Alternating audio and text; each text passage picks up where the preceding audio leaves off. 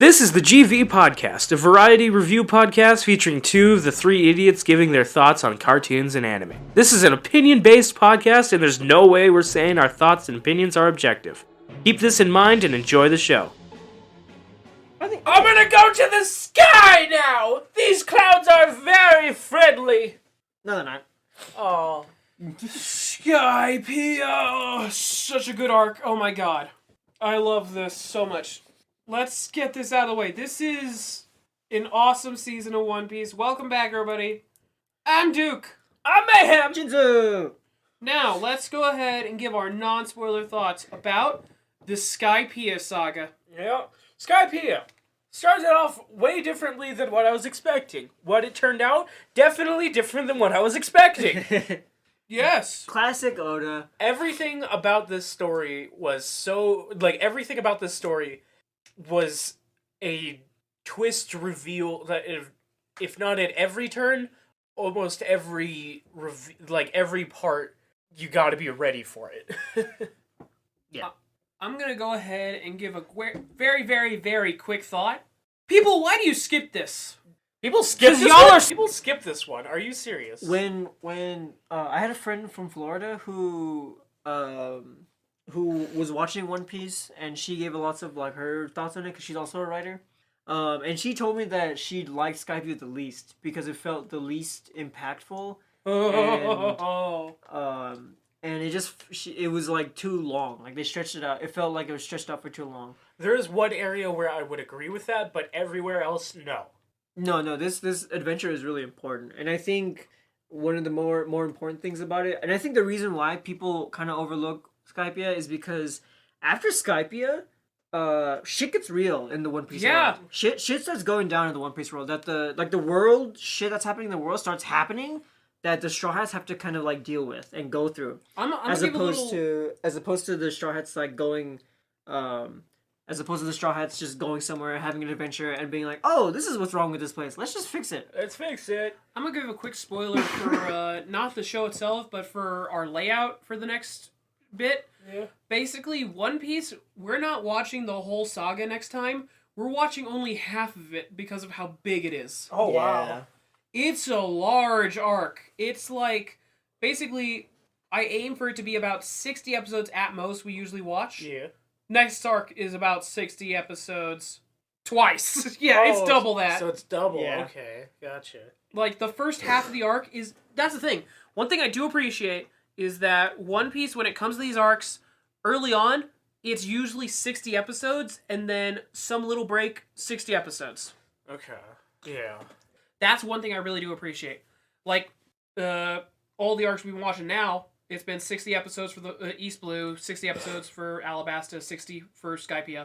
Next one, 60 for Water 7, 60 for Eni's Lobby, all that. Even 60 for Thriller Bark, which will be right after that.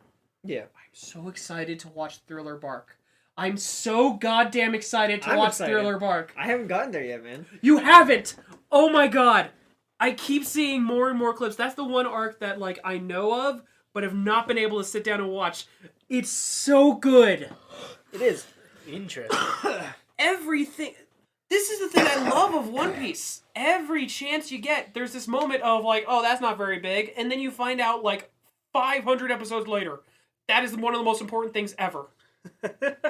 I love it! Speaking of that, we have that one thing that happens in the first part of Skypiea. Ooh, let's get to this. But yeah, real quick, I really give us your thoughts on Skypiea. Of, was it good? It was good. Was it good? I like it.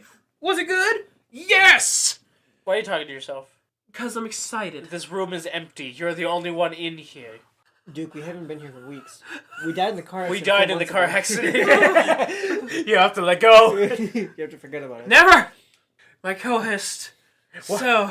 Why is the recording still happening? So... The editing is coming from inside the house. Tell me, Mayhem. Tell me, skeletal system of Mayhem. Who has the best boobs of One Piece? Brooke! Yes! You haven't even met Brooke yet. Exactly. He respects the skeletal system.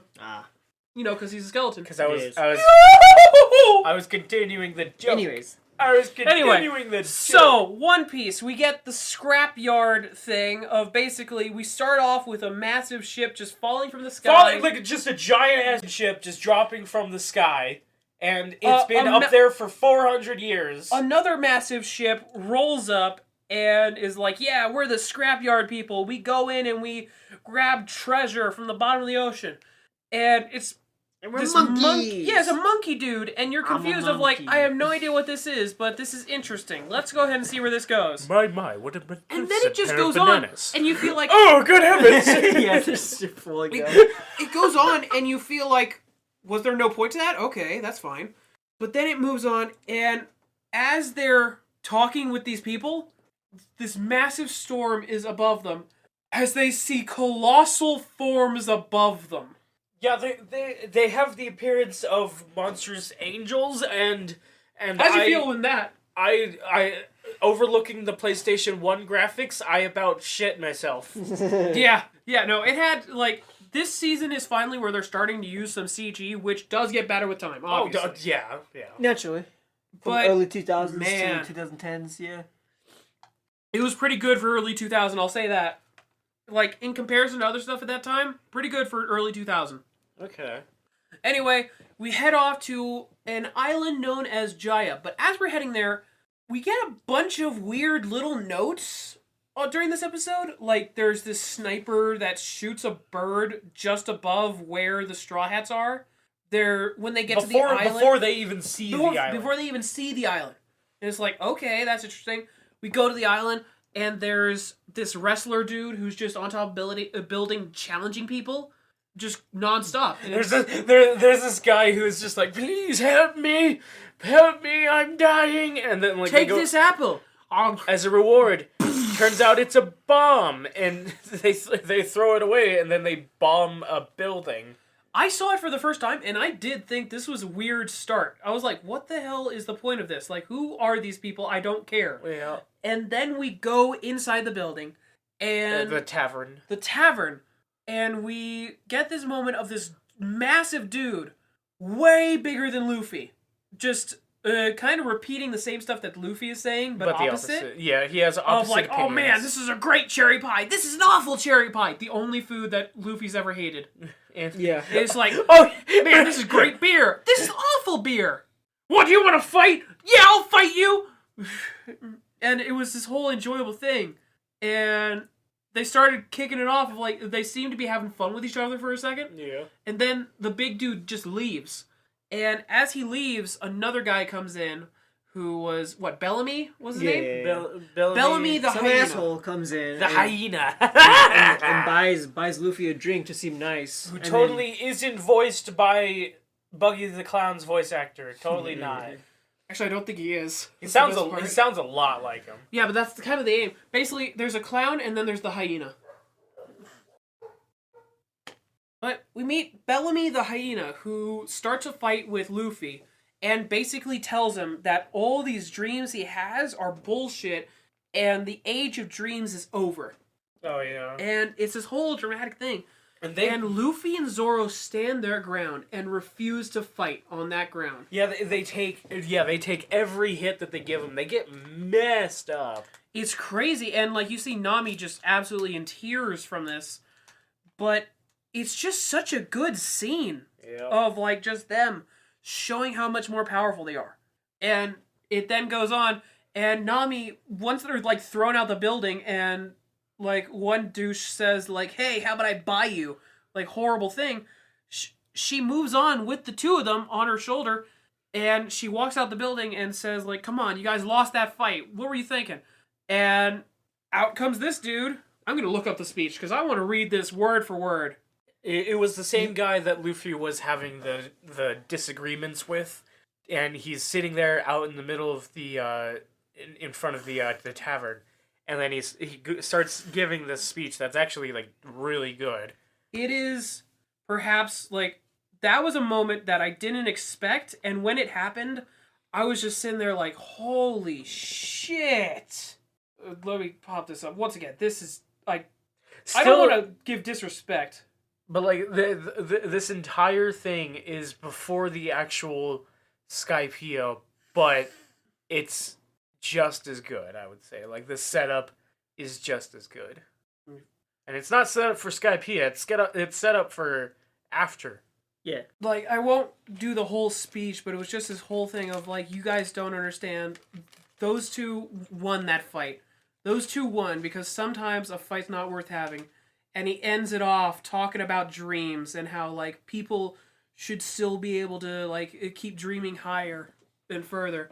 And he ends it off with... People's dreams never end. You leaned in, you leaned in such a way where I was like, oh, go ahead. I wasn't paying attention. He ends it off with people's dreams will never end. But it's just so cool. And that entire moment was so cool. And then they go off and they leave the area. And as they head off... After they defeat Bellamy. No, not yet. Not yet. Because gotcha. Another man Yep. who is the ancestor of a man by the name of Nolan the Liar. A tale about a man who went off to a island, a city of gold. And when he found the city of gold, he returned home and he started sharing the tale of this massive city. And he brought the king to the island, but there was nothing there. There was just Jaya.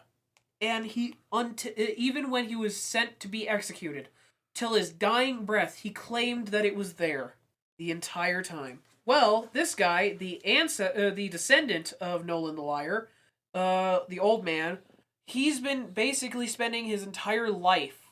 After retiring as a pirate, he spent his entire life as a explorer of the bottom of the ocean to find the City of Gold and confirm that his ancestor told the truth. Yeah. But turns out he was looking in the wrong direction. Yeah, we'll get to that. So we move on, and basically Luffy shares with him that his dream currently is to make it to the Sky Island because he's been hearing tales about this thing called the Sky Islands. Yep. And he wants to get up there so he can just see it for himself. Yeah, he wants to see how that got up there. How did it happen? And a quick little note that I thought was really fun. The monkey dude and some orangutan who also popped in a little earlier, apparently they work for the old man. Yep. And there's this whole cool thing of they're helping him out the entire time. Well, they team up and they say, well, if you want to see the Sky Island, there's a burst that's going to send, that's capable of sending ships up there. All you need is a north bird to be able to, or a south bird or north bird? South bird. Because they always point south. A south bird to be able to go find it. That's all you need. Yeah, to be able to find the correct direction in order to be launched up. They go off to find the bird, and Bellamy comes in, beats the shit out of the monkey monkeys. dudes, beats the shit out of the old man, and then takes all his treasure. Yep. Luffy returns, finds out about this, heads off to Bellamy, and there's this really cool moment of, like, this drunkard was walking in, and he was like, hey, it's those two guys we beat up earlier. Let's look at their bounty. Their updated bounty. 1 million. No. Oh, no. As we get the updated bounty of 100 million and 80 million. Yeah. Good Lord. That Luffy and Zoro got updated bounties after the whole debacle in Alabasta. Yep. They had no idea that their bounties got updated. Like, Luffy thought he was still at 30 million, but after Alabasta, he got raised up to 100 million. Yeah. It's always so cool seeing updated bounties after arcs. Yeah. That's so fun. That happens after every arc, and I love it. Yeah. Well, unless it's like an arc like Skypiea where they weren't on the ground. Like ones that affect the world. But yeah. So, let me just say this right now. Yeah? It was, let me see what the name of the episode was. I think it was episode 151. Because I gotta point this out. It's my favorite thing ever. We were catching them all, right? It was right after this massive fight with Bellamy where Luffy comes in, beats the shit out of Bellamy for what he did. No, he doesn't. With just one punch. One cathartic, satisfying as hell punch. Bellamy is doing the craziest jumps you ever seen because he's a spring man. And then just Luffy. One punch out cold. Just one done. One clean hit, and the 70 million bounty guy goes down. Yeah. Well, that happens, and once that happens, it's just the coolest thing of... I think it was the rest of the episode or it was the episode after that. We get episode 151. Why is this episode so big for me? Because it introduced a shit ton of characters. What kind of characters? Out of the blue, we get Whitebeard. The introduction of Whitebeard, along with the fact that red-haired Shanks is trying to talk with him. And you can knock out people by just walking past them. Somehow. Oh, we don't see that yet. Don't worry. No, that's later. But we get Whitebeard, who is the biggest motherfucker you've ever seen. He is the size of a giant. I don't even know if he is a giant. It would be safe to assume. Race? No, he has a giant race, though. Oh. No, he's just big. Yeah, that's the thing. He's just big. But he's the size of giants. He's built different. But we get him. We get more warlords. We get 2 more, actually. We got Bartholomew Kuma, who is a top-heavy looking dude. Who everybody in One Piece is top-heavy. No, I mean top-heavy. That man was a real thick drumstick. Yeah. Yeah. That was a turkey leg. We've seen some drumsticks from a chicken. That was drumstick from a turkey. That was a drumstick from a fucking ostrich. The leg bone is connected to the neck bone. The neck bone's connected to the stroke bone. Anyway, we meet him, and we meet another guy named Doflamingo, who we don't know anything about other than the fact that he's got this kind of power where he can control other people. We have no idea what it is. But yeah, first off, what do you think of those characters? Like that mild introduction. Huh. I wonder if these guys become important. I wonder if the world government is important. I wonder if one of them is a main villain in the future. But we get those 2. We get another vice admiral similar to Garp, this old lady, who she seemed interesting. Yeah. But the big one where I was like, wait, you're introduced now? Was Fleet Admiral Sengoku. A dude with a massive black afro, the best stash ever. It just looked goofy as hell. And I'm so damn excited for the future when they show off more of these characters. But the other thing is we get this moment of some guy invades this building. He invades the building just to tell them, hey, if you're looking for another warlord, to replace Crocodile, I've got a mighty fine choice for you. How about Blackbeard? And then we get Blackbeard's crew. It was all the guys who were shown off earlier. The sniper, the wrestler, the dude on the horse, and the big guy himself is Blackbeard. The guy that disagreed with Luffy is Blackbeard. The one who gave the awesome speech is Blackbeard. Yep. But, I almost missed another little detail of, we got to see, there's obviously the Marines and their whole system, but we got to see what is the world government. The world government is the 5 sages. Or the 5 elders. Is it the 5 elders or the 5 sages? 5 elders? Are you watching sub or dub? The 5 elders, I think. Yes, the 5 elders. It was so cool the way that this episode just introduced so many things. Honestly, for most shows, it would feel overwhelming of just...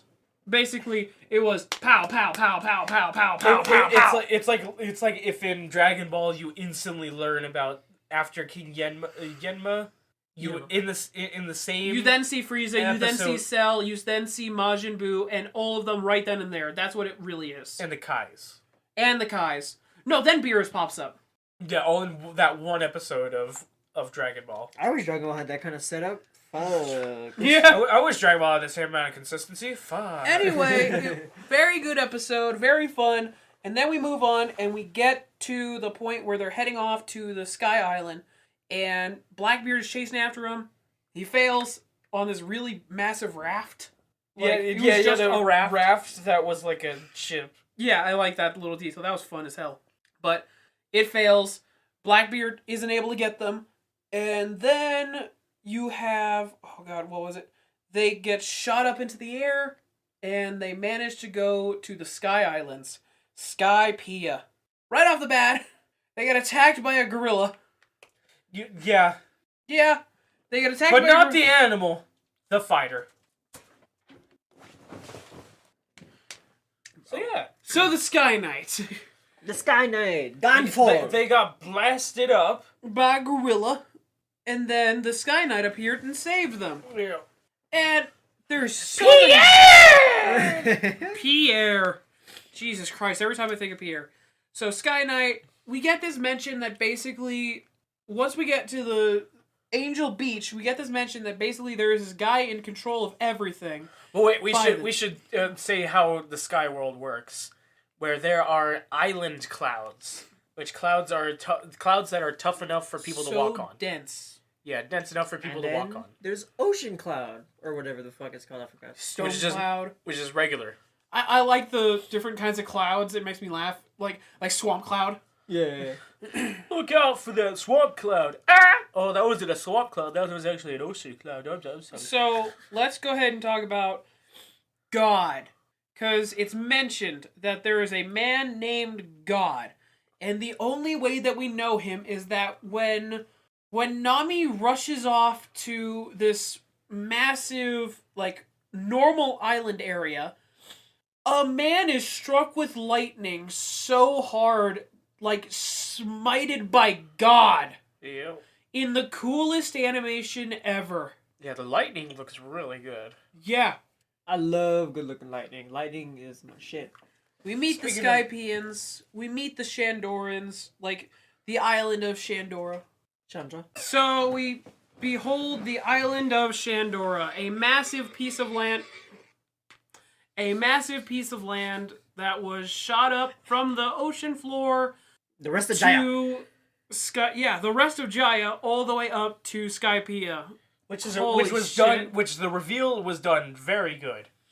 Yeah. Quite masterfully, if I must say so myself. And because I will say, because I made One Piece myself. Because I'm the master of One Piece. Jumping through some different pits and valleys, basically. I want to get through this. Basically, we get this whole thing that we meet God. It's a little later on, but we meet God. We get to see who the hell God is in this world. And who is it? Jinsu? Who is it? Because I'm Slim Shady, yes, I'm the real Shady. Yes! Yes! His name has been Eneru, and he looks... like Eminem. If Eminem had weird Buddha vibes. Yeah, that if Eminem... Buddha Eminem. That if the Buddhism religion was started by way of Eminem. Emptiness. Evanescence? Emptiness. Empty. Jesus Christ, I'm trying to say it. Emptiness? Emptiness. Impotence. I'm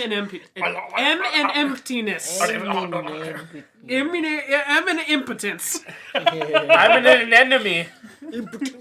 But, so... Impotent. God... What?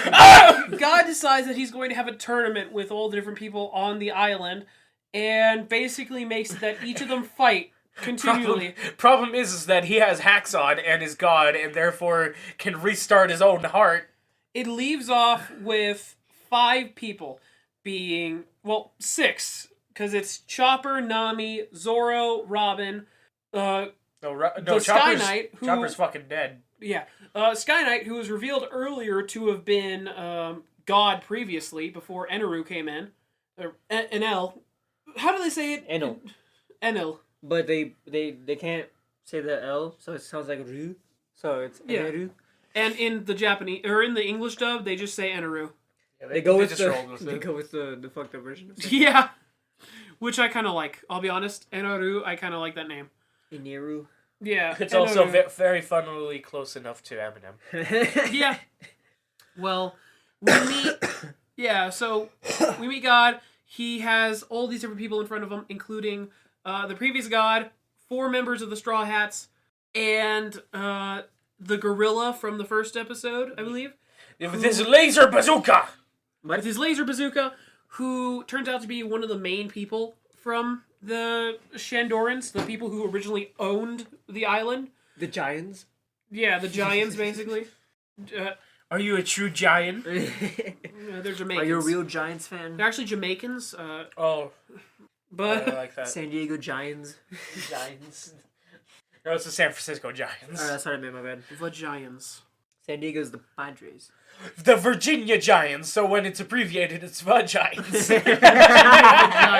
Giants. The Virginia Vagians. Good lord. Anyways. Anyway, God Tournament, he wipes out the 4 people in front of him because they were about to try to fight him, and he was like, no, and just knocks them out. Starting with Robin, going off to Previous God, going off to the Gorilla, going off to Zoro, and just wipes them out. And it's like, Jesus Christ. And he just walks away with Nami, basically. Nami just like, okay, I guess I'm going here now. And Eneru is just like, well, since you're in that outfit, I'll accept you. Is it her big brain? Is it her navigation abilities? The big titties? We don't know. But we get a fight between Luffy and Eneru, which is the funniest thing ever. Because Luffy's been stuck inside a snake the entire time, so he hasn't been able to fight Eneru, like, at all. I'm a rubber man! What's rubber? What's rubber? But then, just the moment where he realizes his moves can't affect Luffy, and the dramatic turn to that face. I'm glad to finally now have context for it. Isn't that the greatest thing ever? Yeah, that was the origin of that face. Yep. Luffy fights him. He gets blasted off the ship that Eneru made. Eneru is made a flying ship, and it's awesome. And what he basically throws a shit ton of gold on him, wraps his arm up in it, and now Luffy has that for the rest of the arc. Instead of using lightning, he uses lightning to Melted superheat and melt gold, and therefore Luffy can't touch him because he's got molten gold all over him. Yep. Well, Luffy ends up tracking him down, but not before Sanji and Usopp make it to save Nami. And Sanji has a real cool fucking moment of, like, he gets struck by lightning. It distracts Eneru. Usopp and Nami manage to get off the ship. And then Sanji just stands up, clocks out, at which point Eneru realizes, oh, you bitches, you went down and you messed with my stuff, didn't you? Yeah, they sabotaged the boat. And so he goes down to fix the stuff, and then Usopp rescues Sanji, and they head on off. Yes. There's a detail I forgot to mention earlier, but there's also a thing they keep doing with the ship of, like, it got badly hurt, and then someone came and fixed it. Yeah, just some random in the fog. Yeah, some dude in the fog came and fixed the ship, and then smiled at Usopp, and it's like, there's a ghost! The Going Merry. Yeah, the Going Merry. The Going Merry. Going Merry is a very cool ship, and it hurts to see it get wrecked so often. Yeah. I'm just, can you stop breaking my ship? Please, my little goat girl. But, anyway, Luffy ends up, Luffy heads on over, and he learns about this whole thing that apparently there is a golden bell from the Shandorans that was launched into the sky when it was brought up into the clouds. Yeah, it went even higher, and nobody knew where it was at all. Nobody Or knew. if it's even real. Yeah, that was And interesting. then, around this time, we actually get the true story of Nolan the Liar. Yeah. Which was so damn cool. I think that story was one of the best parts of this entire It possibly was. That was a great story. Basically, Go ahead. Everybody got sick on the island, and Nolan comes up and he's just like, "Oh, I know how to cure everybody, but they're like primitive people, so they have like, we're gonna sacrifice this girl to our god, and therefore he will save us." And he's just like, "No, don't do that! No! Don't need to kill little girl. Just gotta clear these trees." But they're primitive people, so they're like, "No, we can't kill the trees. That's our old people that died." What? But like before that's like a reveal. Like they listen to Nolan and he saves them. It saves the entire village from tree fever. I think that's what it was called. Yeah. And they start and Nolan's crew very much wants to stay on the island because of how awesome it is, basically, to just be accepted by these people. And then they get shown the City of Gold, and they're like, "We want to stay here forever!" And, yeah, down here. Yeah, and apparently, unfortunately, they find out that just from these trees that they cut down that were the source of the tree fever, the natives did not understand at first, and were starting to shun Noland and them. And they were like, fine, we'll leave, we get it, message received, but we're not taking any gold with us. So they start leaving, and then that's when they realized... there was a reveal in like a community, and like they were talking, and they realized it was because those trees were the cause of us getting all sick. Oh! Real men don't cry. The moment that the warrior found out that Nolan didn't betray them, and runs over and just goes, Nolan, my friend, I will continue to ring this bell so that it will guide your way back to us. And then, like, 2 days later, he blew into the sky and never saw Nolan again. Yeah. And just like the end of the original story, he took the king there, the other half of the island wasn't, and he got executed for it. Oh my God, that story, the end of that story actually legit hurt to hear. Yep. Yeah. Because it was like that, they're gonna return and be friends again, yay! Oh! So... And those people get blasted up, and then the Sky people see this, and they're just like, oh wow, we're gonna take this. And the natives are like, no, this is our land. And they're like, no, this is ours now. So, let's go ahead... Let's go ahead and talk about the present day. Not supposed to have property. So, talking about the present day, we have this whole thing that Eneru has decided, I am going to use my ship, I'm going to blow up everything, destroy the Sky Islands, and then soar away with the bell. And he kind of almost does. Yeah. As he has giant electric balls that just fall down from the sky, and once they hit the ground, just erase everything. Yeah.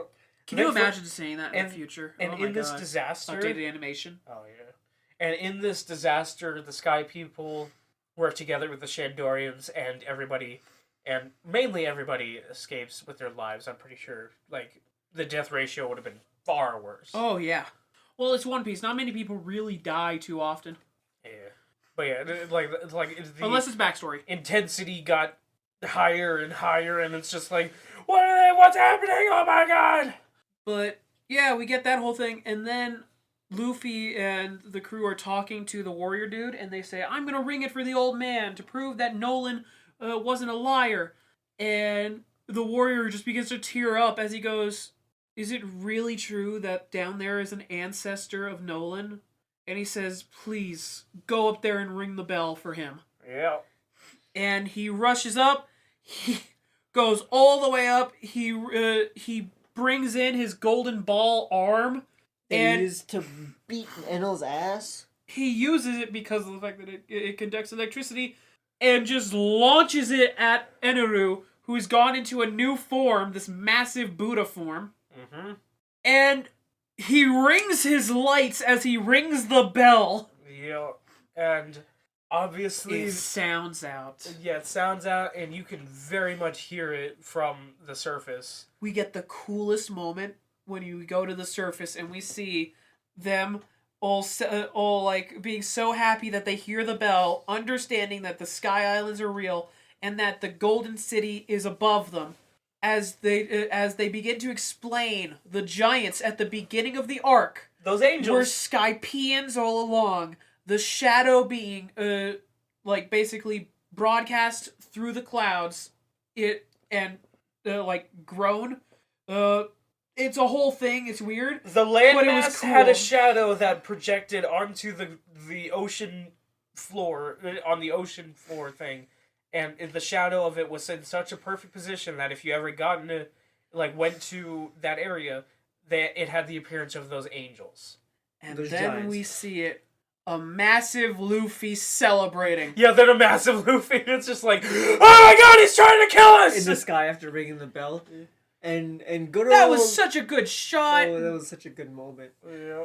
But we get this whole, success story. It goes on.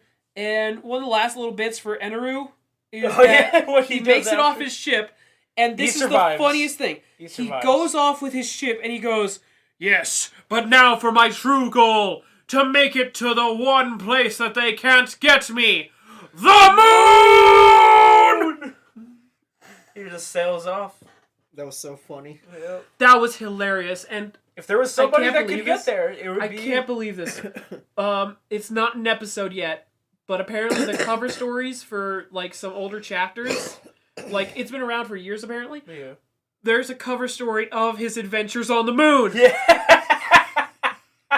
I need to find where those chapters are, because if it's, like, real early, like, within the 300s or 600s... Yeah. Take that, Obama! I pissed on the moon!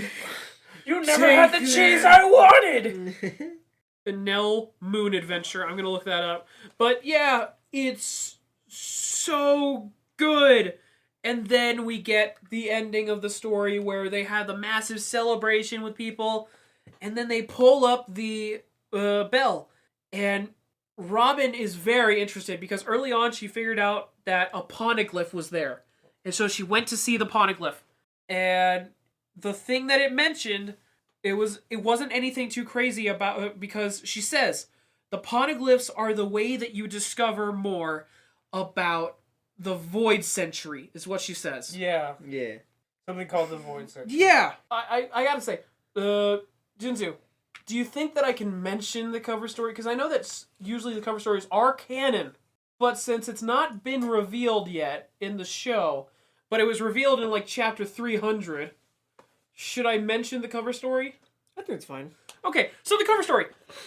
To summarize it as best I can, Eneru goes to the moon, he lands there, he discovers robots on the moon, and he like attacks one of the robots and charges it, and now he's got a robot army. Okay. That was the best possible outcome for him. Except for, breathing. Like, look, it shows, like, the cover story, it goes on and on. Oh my god. Like, this whole thing, it's absolutely hilarious. It just keeps going. That is amazing. I love cover stories, because they've always got such stupid events that make no sense, but it's just Oda having fun. Yeah. Like, let me see if I can get to the last one I remember seeing. He is the best kind of author because he remembers everything and he enjoys himself. Let me see if I can get to where he's got his new robot army. Yeah, where's the picture? Is that it? Wait. God damn it, I hate And it's gone forever. No, it ain't!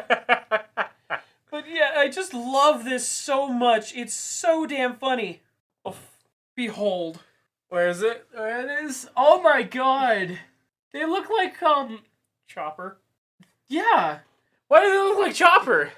I think they're meant to be like, what the hell are they? They got little mustaches. No, they're like ducks. No, that's a mustache. Yeah. Oh, yep, that is. Yep, that's Chopper with the mustache. But yeah, look at that. That's amazing. Yeah, I love it. Like, that's just a little, basically, tangent I had to go on because I love the cover stories. Like, that's the best thing. When you're reading the manga, that's the best element of it. Of just, like, of course you got the great story that goes with it, but every time it always starts off, the very first page of every single chapter has a cover story. Every chapter! Yeah, there's over 1,000! That was like Buggy's Adventure, right? Yeah, Buggy's Adventure was a full cover chapter. Yes. It was the same with, when that story Remember gets Kobe? fully realized... Oh, his story was... Kobe and Helmeppo, their whole story of meeting Garp and everything, that was a cover story. Wow! Okay. It's my favorite thing! It's awesome. So cool! In fact, there's all kinds of cover stories, like, I think there was one where it was all the members of Baroque Works. They have this whole thing that happens where, first off, they go to jail because of the fact... Jinzu, you're gonna love this. Remember the otter and the vulture... The agents of Baroque Works? Yeah. Yeah, remember those two. Remember how it looked like they basically died? Uh-huh. They didn't die. In fact, they got arrested, and they were used to arrest every other member of Baroque Works. Wow. Yeah, hilarious. But it continues from there that what ends up happening is... just, it makes me laugh. All the members of Baroque Work go to jail, and then there's an escape plot. Only a few members stay in prison, but everybody else escapes and makes I believe it was, a cafe. And now they work there. Holy shit. But there was another cover story of an update for, I believe it was Miss Monday and Mr. 11. Mr. 9. Mr. 9. They got married. Yeah, they got married. They had a kid. Yes. Good for them. Yes. Cover stories are the best. Yep. But yeah, so we get that whole story conclusion of, like, he goes to the moon, they discover the poneglyph, and they have the coolest reveal that, first off, the first big thing, there's 2 super weapons in this world. There is the Pluton, and there is, what was it, Neptune or Poseidon? Poseidon. It was Poseidon. Poseidon and the Pluton. 2 super weapons. We've never seen what they can do, but we know that they're so powerful that they're only written in poneglyphs. Yep. And they're probably part of the Void World. Or Void Century. Void Century, yeah. Which it was whatever that is. In the dub, it was called the Blank Century, but I explained to you that it's in actuality it's called the Void Century. Which sounds a lot cooler. Which, would it be a spoiler to mention like what it is? Because it's very obvious by the name. Would it be a spoiler, do you think? It's just a point in history that is completely erased. And people It's an erased point in history. That sounds awesome. And how much of history is erased? A century, an entire century wiped out. Yeah. And we still have no clue what happened during that time. If you had to pick what century to blame. 1,000 chapters, and we still don't know. Yeah. If you had to pick a century in time, which century would you decide to be like, If I had... That would be one of your isms. What? No, I already have centuryism? one. Oh, you already have an ism? Yeah. Okay, in that case, if I had to pick a century to just basically erase from existence... 1400. So I would say 1920 to 2020. No. We were born in that. Yeah. And? Don't. That's not what I meant to imply that happens. I meant more of history. I wish to be a part of the Void Century. No, you don't get it. No, we'll do the 1700s. That's when America happened. That's when America was birthed from George Washington. From the severed ball sack of George Washington. America was then born and picked up by bald eagles, raised by an M16. His Washington. Was raised by an M16. That is the greatest face I've ever seen. I'm just, Washington. Wait, that's in there twice now. Oh, get ready to cut it. Either way, we'd have to cut that some bit. I would choose the 1400s. The 1300s. Never let the Christopher Columbus be discovered. George Columbus.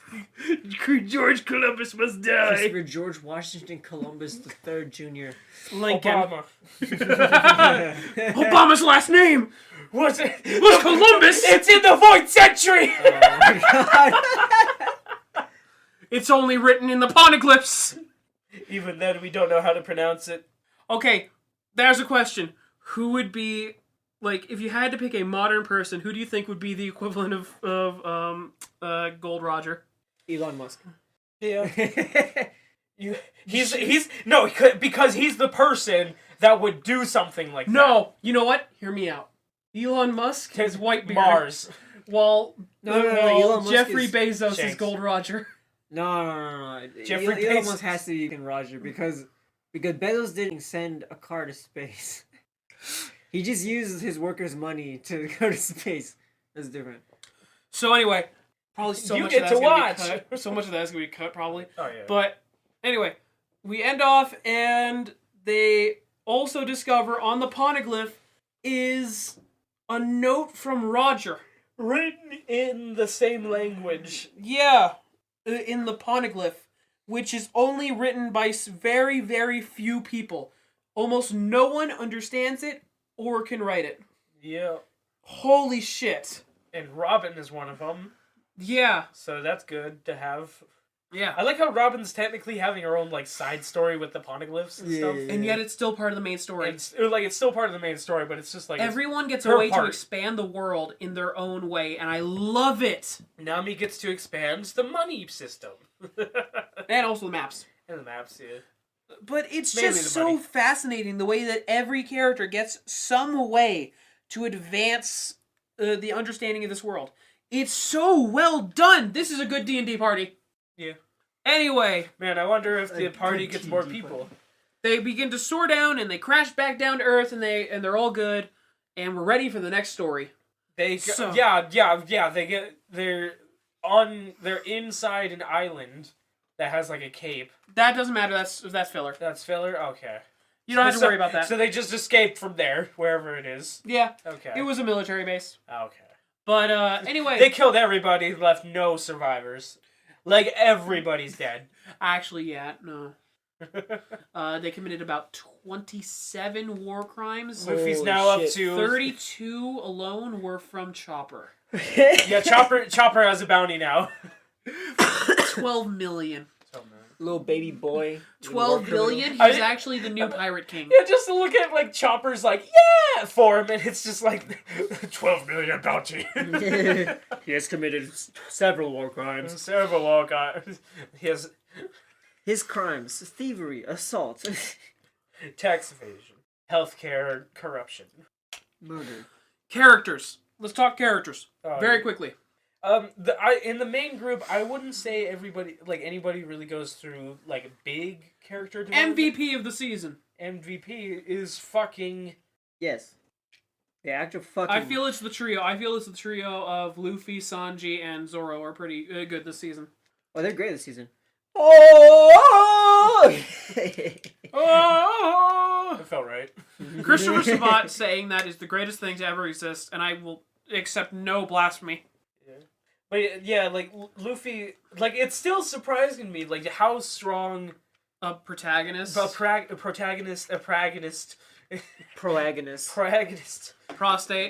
No, how strong a prostate that Luffy has. Damn, the strongest rectum in the sea. Gum prostate. What? Gum prostate exam. It's like that clip of Plastic Man where he's stuck to the wall and he just extends his cheeks and grabs it. Oh my god, I love that. Where's that fucking clip of Plastic Man just being the seat for Harley Quinn? Gum prostate exam.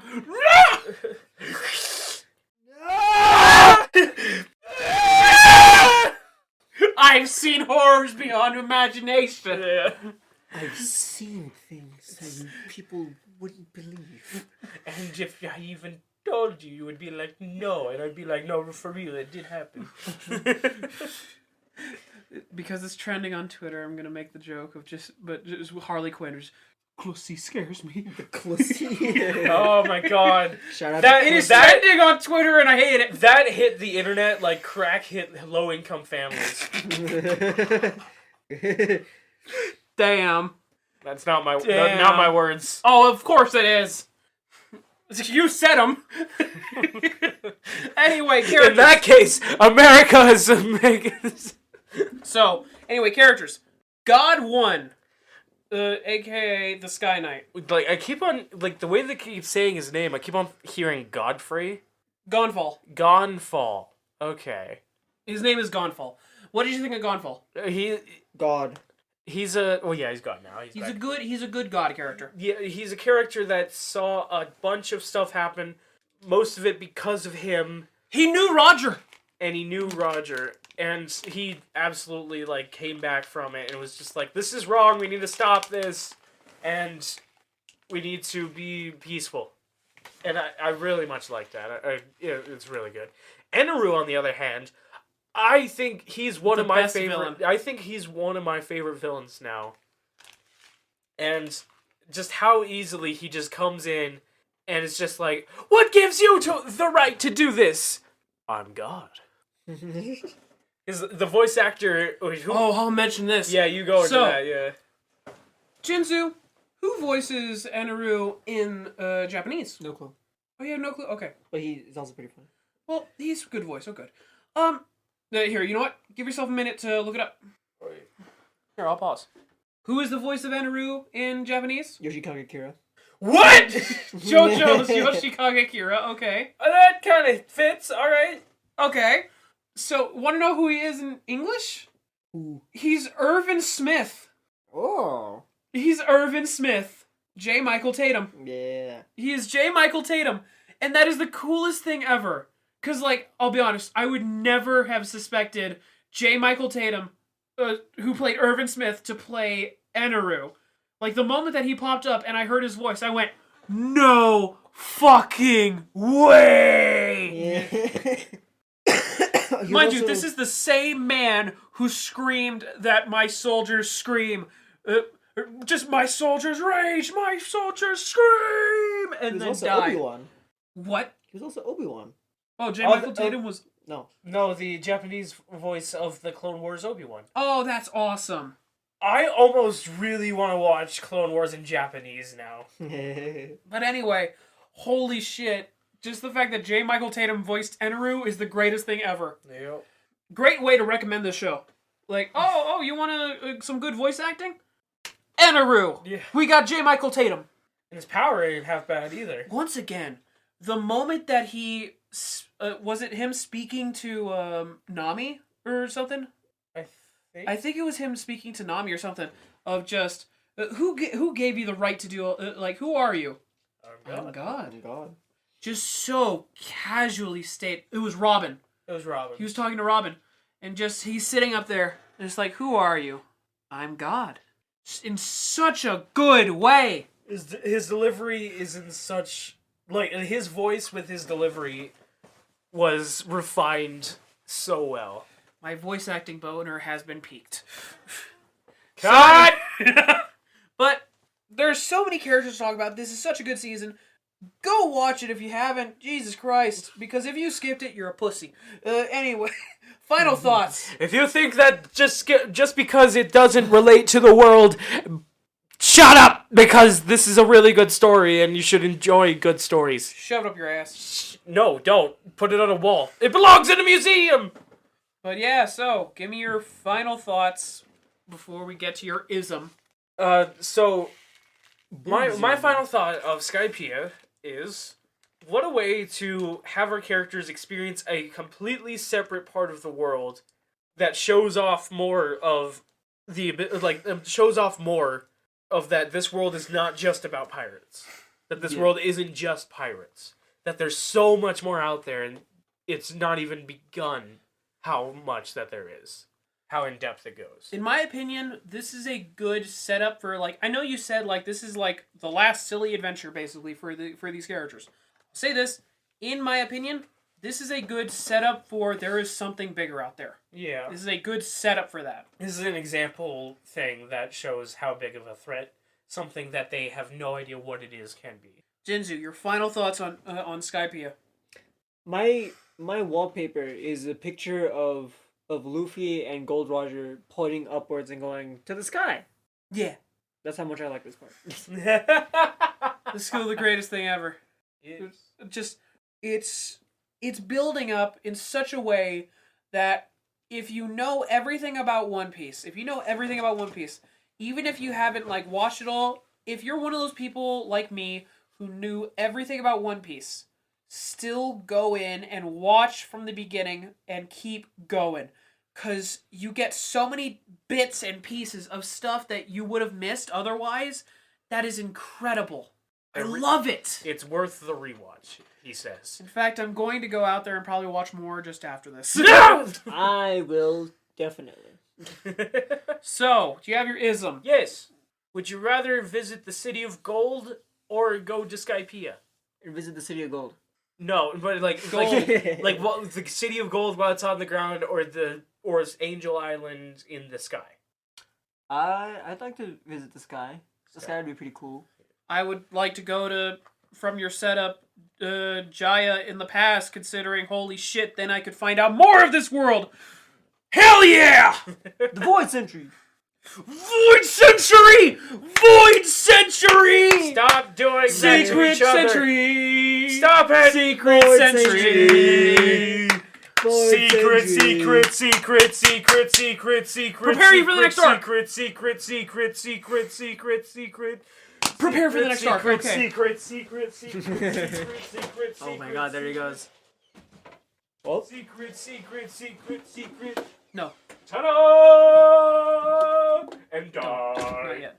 Oh, it's about to next. Let me say this. Okay, so for the next arc, be ready because this was the arc that actually got me into the show. Really? This was the arc that was 100%. This was the first arc I ever saw. Oh. And From here? yeah, Water 7 was the first arc I ever saw. You crazy. Yes. Well, no. You want to hear something awful? Toonami. Toonami. They started showing it with Skypiea, or not Skypiea. Water 7. They started with Water 7, and because of the fact that I knew plenty about One Piece, I wasn't lost. Oh, okay. But it was. I know. I would be. Yeah. I would very much be. Water 7 is one of the most emotional arcs ever. And it's so much fun and so interesting setup for the world. And we'll get to it when we get to it. Now! I'll reiterate what I thought when I first saw Chopper, and it would absolutely be what I would think when I first see him in Water 7. If you want to see more of our content, you can find our YouTube, Instagram, and Twitter on our linktree at linktr.ee/greenvillains. That's linktr.ee/greenvillains.